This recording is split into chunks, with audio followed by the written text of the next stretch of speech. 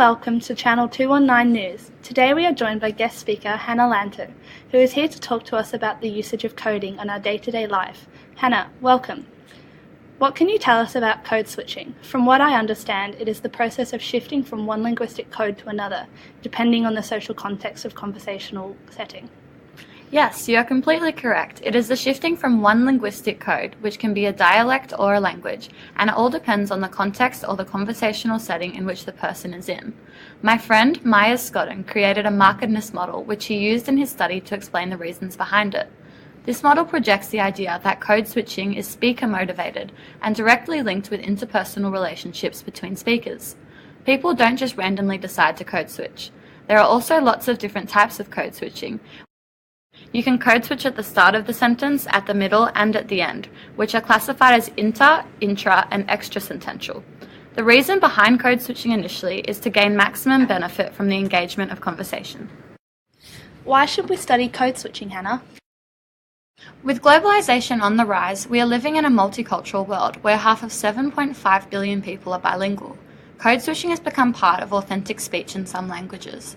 For instance, in my study on the Basque bilinguals located in northern Spain, all 40 people recorded engaged in some code switching. I also used recorded speech samples to elicit information about what participants thought about code switching. Interestingly, it was condemned even though they themselves used it.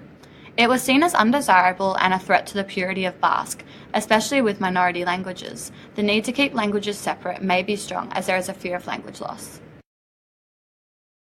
So, what would the reasons be for somebody to code switch?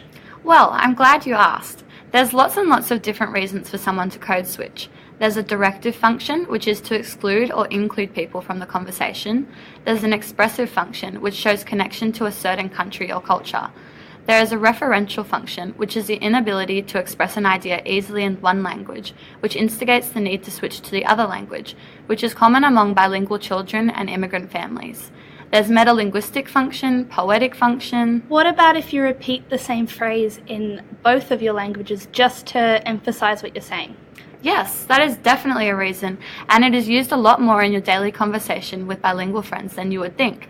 It is called phatic function. However, I must mention that code switching, although it has many benefits, it is sometimes not the most desirable form of speech, and should be noted that just because you are bilingual does not mean that it is your preferred way of speaking.